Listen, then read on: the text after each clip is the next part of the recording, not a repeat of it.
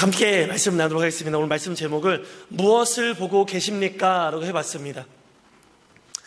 오늘 읽은 우리의 본문은요, 이 앞선 본문의 내용이 무슨 내용을 담고 있냐면은 우리가 너무나 잘 아는 오병이어의 기적을 기록하고 있습니다. 수많은 사람이 예수님이 빈들로 나아오실 때 예수님을 따라와서 빈들에서 말씀을 듣기를 사모했었고, 날이 저물기 시작했습니다. 사람들이 이제 저녁 때가 됐으니까 이제 먹어야 되거든요. 그런데 말 그대로 빈들이기 때문에 집이 없고 상점이 없었습니다. 먹을 것을 구할 곳이 아무 데도 없었다라는 것이죠. 그래서 제자들은 사람들로 하여금 하나님, 예수님 저들을 다시 돌려보내서 먹을 것을 알아서 사 먹게 하소서라고 권면합니다.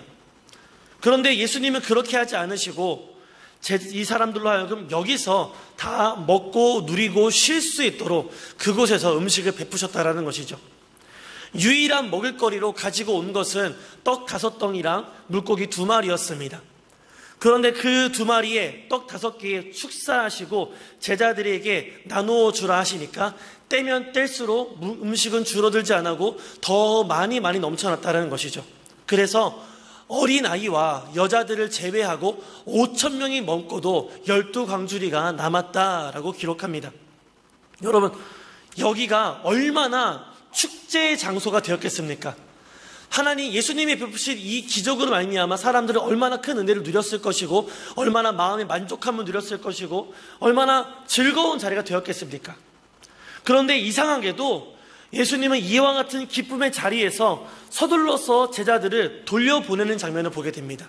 그리고 예수님 본인도 제자들을 서둘러 보낸 다음에 자기도 한적한 곳에 산에 가서 기도하러 가시는 것을 우리가 보게 되어집니다. 왜 그러셨을까요? 우리는 왜 그랬는지 생각을 해야 됩니다. 여러분, 우리도 예배를 끝나면 예배의 한 부분으로 교제가 있기 때문에요, 나가서 우리가 작게나마 떡을 나누고 음식을 나누면서 서로의 안부를 묻고 은혜를 나누는 교제를 나눕니다. 이 말씀 시작하기 전에 사랑합니다라고 인사하는 것도 교제의 일부분이라는 것이죠. 교제는요, 우리의 공동체 가운데, 예배의 행위 가운데 반드시 있어야 하는 부분입니다. 그런데 예수님은 이 모습은요, 사실 교제를 부정하는 모습처럼 보인다라는 것이죠. 왜 그 은혜의 자리 가운데 예수님은 서둘러 제자들을 돌려보냈을까? 우리는 생각을 해봐야 되는 것입니다. 그리고 이어진 말씀이 우리가 읽은 이 22절부터 행에는 그들이 풍랑을 만나고, 그리고 예수님이 물 위로 걸어오시는 장면, 그리고 베드로가 물 위에 섰다가 물에 빠지는 장면을 우리가 보게 된다는 것이죠.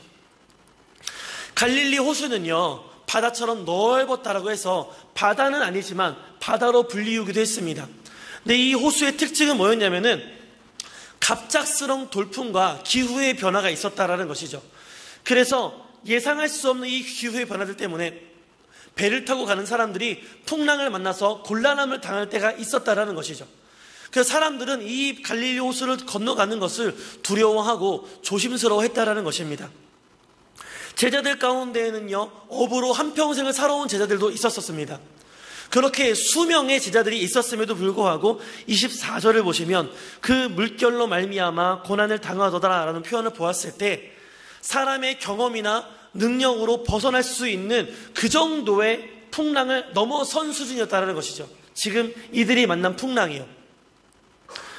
그렇게 한참을 폭풍으로 고난당하고 있을 때에 예수님이 물 위로 저기서 걸어오시기 시작하십니다. 사람의 상식으로 사람이 물 위를 걷는다는 것은 불가능합니다. 여러분, 혹시 물 위 걷는 사람 보신 적 있으십니까? 없으시죠? 우리는 평생 가도 볼 수 없을 겁니다. 당연히 사람은요, 물 위를 걸을 수 없고요, 그나마 할 수 있는 게 헤엄치는 게 전부라는 것이죠. 그렇기 때문에 제자들이 풍랑 가운데서 저기서 사람의 형체가 물 위에서 걸어오는 걸 봤을 때 저게 사람이겠거니 예수님이겠거니 생각할 수가 없었다라는 것입니다. 당연히 사람은 아니고 당연히 귀신이겠구나, 유령이겠구나 라고 두려운 마음이 들 수가 있었다라는 것이죠. 이 사람들이 믿음이 없어서 그런 게 아니라는 겁니다. 26절을 보시면 제자들이 유령이라 하며 무서워 놀란 것은 당연한 반응이라는 것입니다. 무서워서 소리 지르는 제자들에게 예수님이 즉시 자신을 밝히십니다. 내가 누구노라? 안심하라. 나니 두려워하지 말라라고 말씀하십니다. 여러분, 만약에 여러분이 지금 이 풍랑 가운데 있었던 제자들이라면 지금 이 유령인 줄 알았던, 그래서 두려워했던 우리에게 예수님이 이렇게 말씀하셨다라면, 안심하니 나니 두려워하지 말라라고 말씀하셨다라면 여러분은 어떻게 대답하시겠습니까? 1번, 예수님이시군요. 깜짝 놀랐습니다. 귀신인 줄 알았어요. 예수님. 2번, 풍랑이 너무나 고통스럽습니다. 이 풍랑으로부터 좀 벗어나게 해주십시오. 3번, 저녁은 어제 먹었습니다. 틀린 답은 뭐겠습니까? 3번이죠. 상황에 맞지 않는 말, 3번이라는 겁니다. 그런데 이 예수님께서 제자들에게 나타나셔서 안심하라, 나니 두려워하지 말라 하시는데, 여기에 상황에 맞지 않는 말을 베드로가 시작합니다. 주여, 만일 주님이시거든 나를 명하여 물 위로 오라 하소서라고 합니다. 풍랑 가운데 있어요. 지금 여기는요, 파도가 넘실거리고요, 비바람이 치고요, 바람이 너무 세차서 몸을 가누기도 힘듭니다. 배에서 한순간도 내 난간을 놓으면은 내가 몸을 가누기 힘든 상황 가운데 있는데, 그 상황 가운데 베드로가 한다는 말이 뭐냐면은, 주여, 만일 주님이시거든 나를 명하여 물 위로 오라 하소서, 나도 물 위에 당신처럼 걷게 해달라고 말하고 있는 거예요. 상황에 맞지 않는 말이라는 거죠. 풍랑을 멈춰주소서도 아니고 우리를 구원하소서도 아닙니다. 상황에 맞지 않는 말을 베드로가 하고 있고, 심지어 그 풍랑 가운데 예수님이 오라 하심으로 말미암아 베드로는 유일하게 인류 가운데 물 위를 걸어보는 유일한 사람이 되었다라는 것이죠. 여러분, 풍랑 가운데에서 파도가 굉장히 높고 폭풍이 몰아치는 가운데 물 위를 걷는 것을 상상해 보셨습니까? 예수님이 지금 풍랑 가운데 걸어오시는 거예요. 잔잔한 물 위를 걸어오시는 게 아니거든요. 우리가 오해하기 쉬운데요, 지금 아직도 예수님이 걸어오실 때 풍랑이 멈춘 게 아닙니다. 예수님이 배 위에 오르실 때까지 풍랑은 멈추지 않았습니다.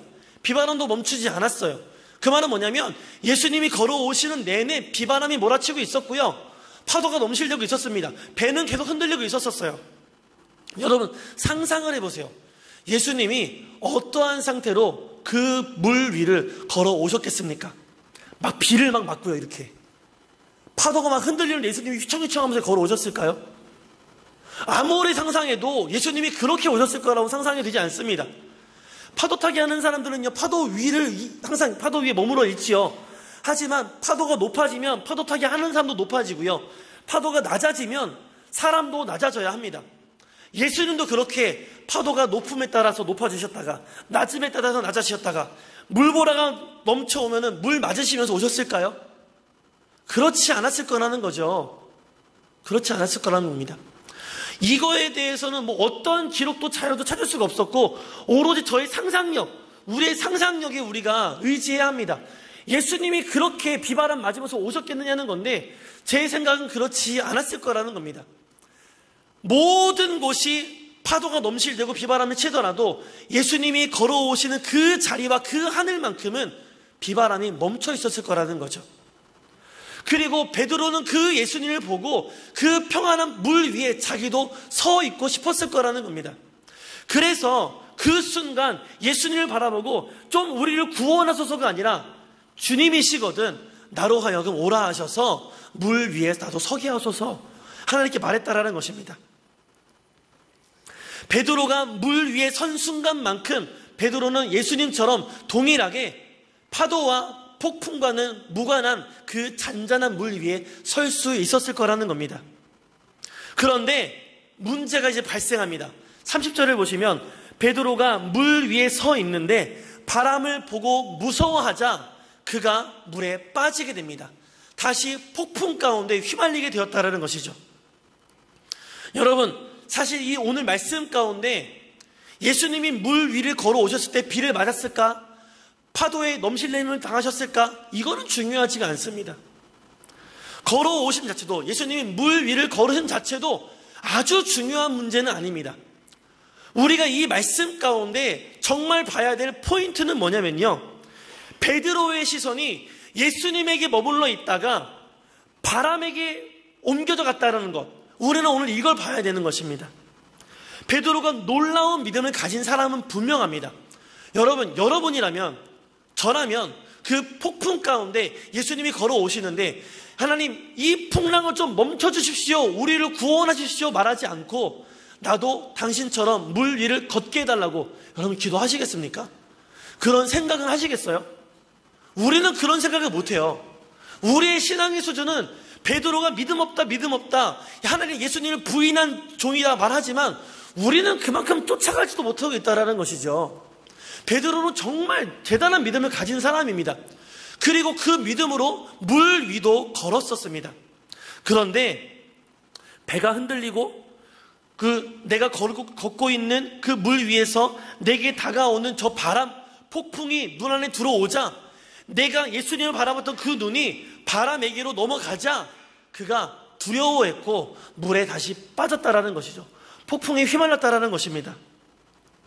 여러분, 우리는 문제 앞에서 하나님을 믿는 믿음으로 발걸음을 내디디면 이와 같은 은혜를 경험할 수 있음을 여러분 믿으시기를 바랍니다. 내 힘으로는 할 수 없는 것들이 내가 하나님이 믿음으로 나아오라, 한 걸음 내디디라 하는 것을 하면은요, 우리가 내 힘으로 할 수 없는 것들을 할 수 있게 되어집니다. 하나님이 아니고서는 할 수 없었던 기적들을 우리가 경험하게 되어진다는 것이죠. 도무지 살아갈 수 없는 현실이었는데 말씀에 의지하니까 살아갈 수 있게 되더라는 것입니다. 그런데 베드로의 시선이 예수님에게서 순간적으로 바다로 옮겨가게 되니까 그때 베드로의 마음에 주를 향한 믿음이 아닌 두려움이 들어오게 되고 물에 빠지게 됩니다. 다시 풍랑 가운데, 고통 가운데, 문제 가운데 들어가서 헤어나올 수 없게 되었다는 것이죠. 여러분, 우리가 우리 인생에서 무엇을 보느냐에 따라서 우리가 세상에 우뚝 서느냐 아니면 풍랑 가운데 가라앉느냐를 결정할 수가 있다는 것입니다. 예수님은 그렇게 물에 빠지는 베드로에게 즉시 손을 내밀어서 그를 건지시면서 이렇게 말씀하십니다. 믿음이 작은 자여, 왜 의심하였느냐? 믿음이 작은 자여라고 말씀하십니다.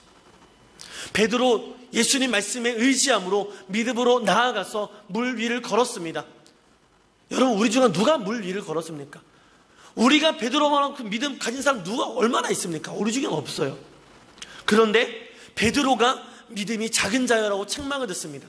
오늘 하나님이 우리를 부르시거든 문제 가운데 허우적대는 우리를 찾으실 때 예수님이 이렇게 말씀하지 않으실까요? 우리를 그 문제를 건져내시면서 믿음이 작은 자여, 왜 의심하였느냐? 믿음이 작은 자여, 내가 네 앞에 이렇게 물 위에 서 있는데 왜 네가 의심하여서 두려움에 빠졌느냐? 말씀하시지 않겠습니까? 여러분, 베드로의 믿음이 작은 자라면 우리의 믿음은 도대체 얼마나 작은 겁니까?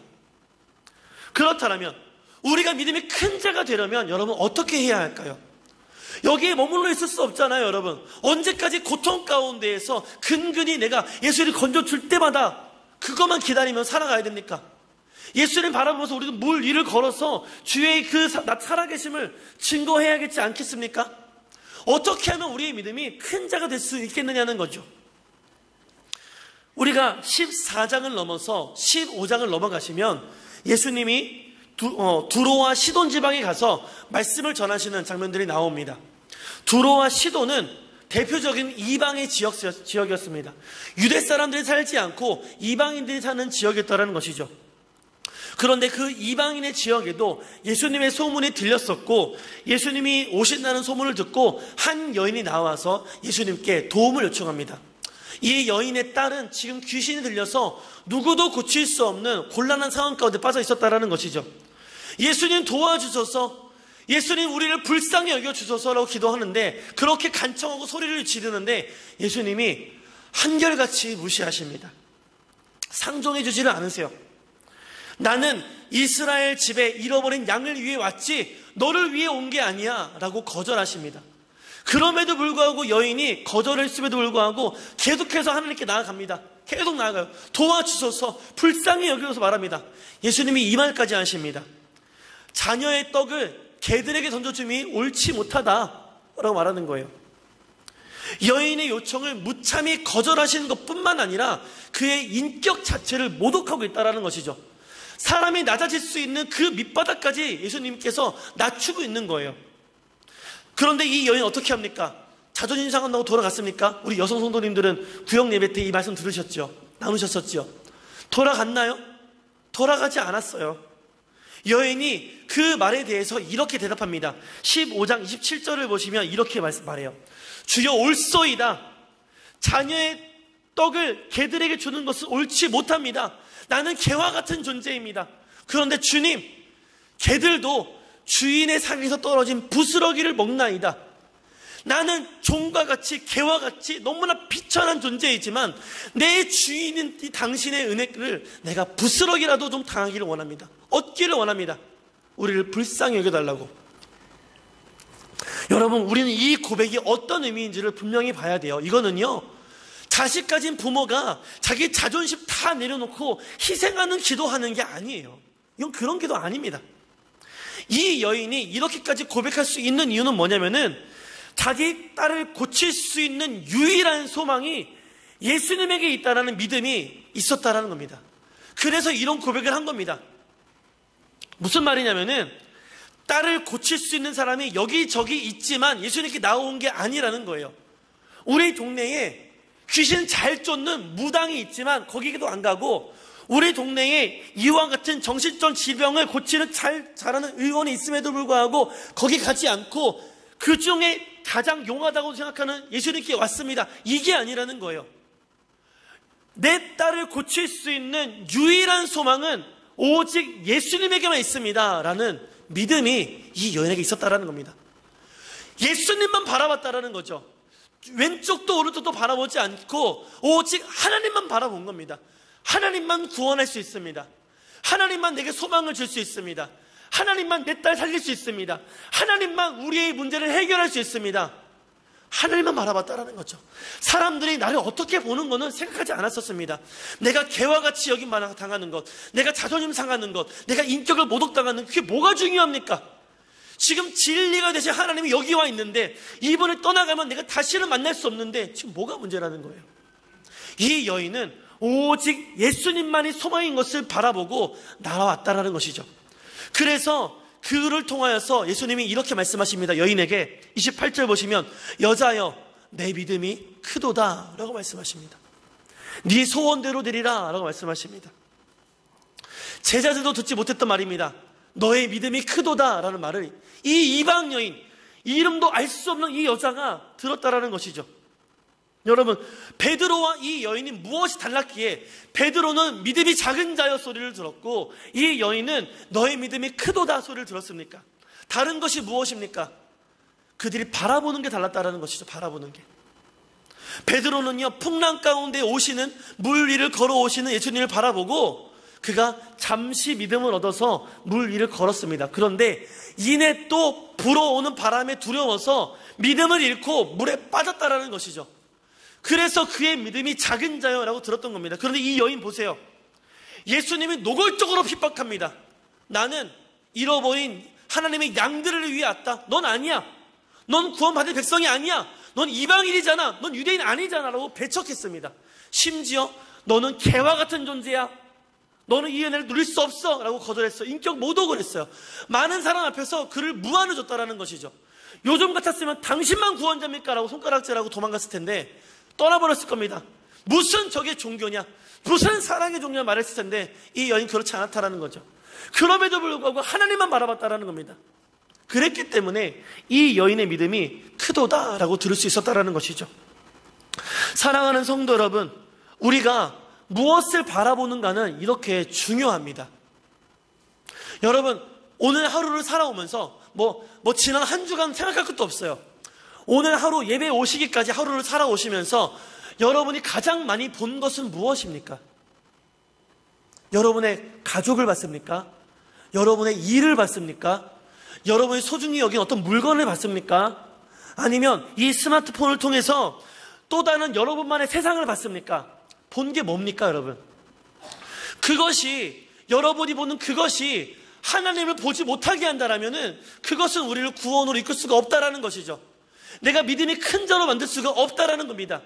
오히려 그것은 내 눈을 교란함으로 하나님을 더욱더 보지 못하게 할 뿐 우리의 풍랑을 지나도록 할 수가 없다라는 것이죠. 여러분, 그렇다고 해서 가족을 보지 말라는 게 아닙니다. 일을 보지 말라는 게 아니에요. 취미생활 하지 말라는 것도 아닙니다.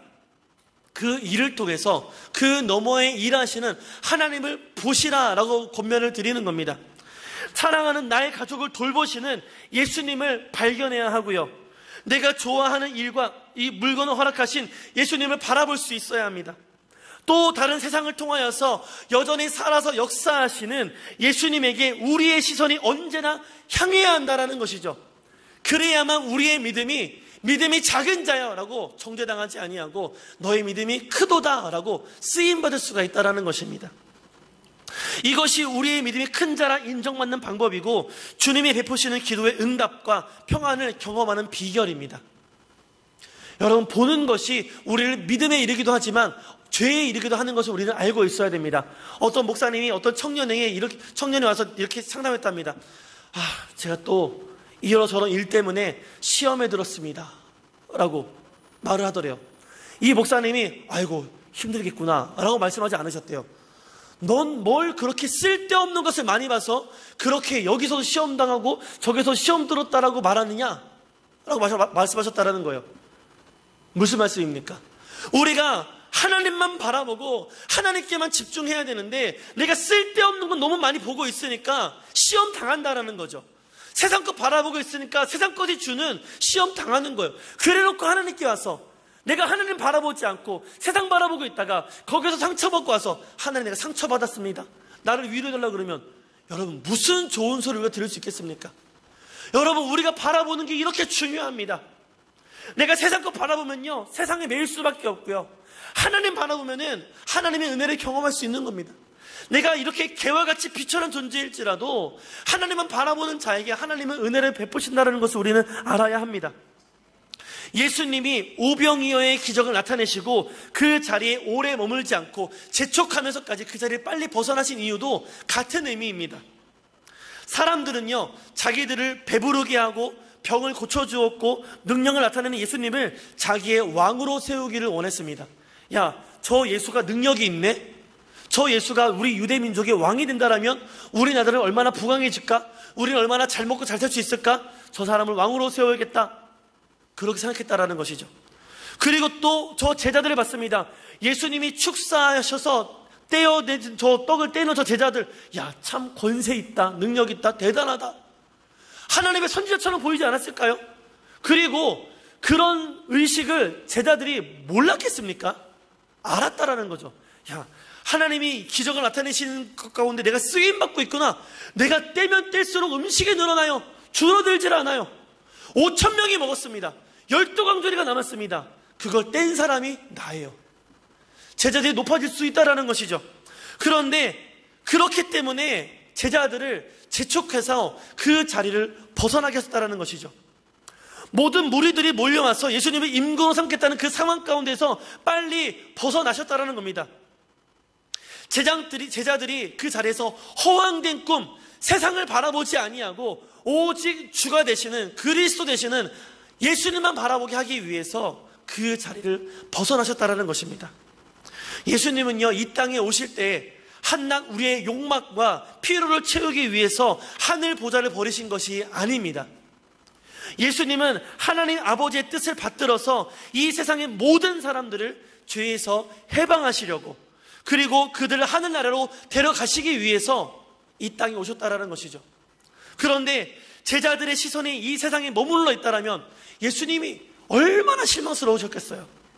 그래서 그들을 얼른 재촉해서 그 자리를 벗어나게 하셨다라는 것이죠.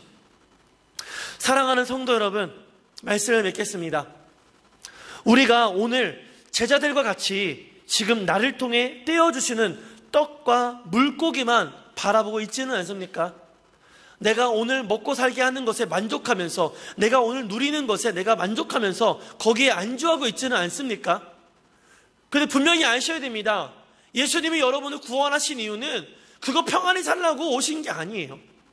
너 구원한 것처럼 다른 영혼도, 지금도 죽어가는 저 영혼 구원하라고 우리를 부르셨다라는 거죠. 지금 먹고 살게 하셨다라는 것이죠. 여기에 안주하면은 예수님이 우리를 풍랑 가운데로 인도하십니다. 오직 주만 바라보게 하시기 위해서 고난 가운데 우리를 던지신다라는 것이죠.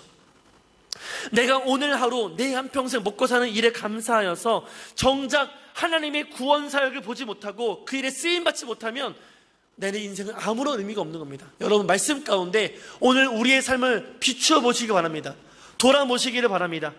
예수님이 풍랑 가운데 날 바라보시면서 걸어오라 하시는데 여전히 불어오는 바람이 두려워서 물에 빠져 허우적거리고 있지는 않습니까? 그나마도 허우적거리고 있으면 다행입니다. 믿음으로 최소한 발은 디딘 거거든요. 배에서 내린 거예요. 안전한 배에서 내린 거예요. 그런데 아직도 내 평안은 뺏길까 두려워서, 내 안락한 뺏길까 두려워서 하나님이 부르시는 그 자리까지 나오지 않고 있지는 않습니까? 여러분, 우리가 세상을 바라보면은, 풍랑을 바라보면은 두려울 수밖에 없고 언제가 우리는 순종할 수가 없습니다. 그 바다에 발을 내디딜 수가 없어요. 그런데 우리가 풍랑 바라보지 아니하고 하나님만 바라보면 우리가 생명을 얻을 수 있습니다. 능력을 얻을 수 있습니다. 물 위를 걸을 수 있고 예수님께 닿을 때까지 걸어갈 수가 있습니다. 여러분, 세상 바라보지 마시고 오직 하나님만 바라보는 복된 인생 사시기를 축원드립니다. 물 위를 걷게도 못하고 능력도 못 얻는 그런 인생 살지 마시고 주님만 바라봄으로 이 한평생 살아가면서 오직 주를 위하여서 멋지게 한번 쓰임받는 우리 모두가 되어주시기를 바랍니다. 세상과 바람과 풍랑에 우리의 시선 빼앗기지 마시고 오직 그 풍랑 너머에 나를 기다리시는 우리 예수님을 바라보고 나아갈 수 있는 믿음 있는 우리 모두가 되어주시기를 축원합니다.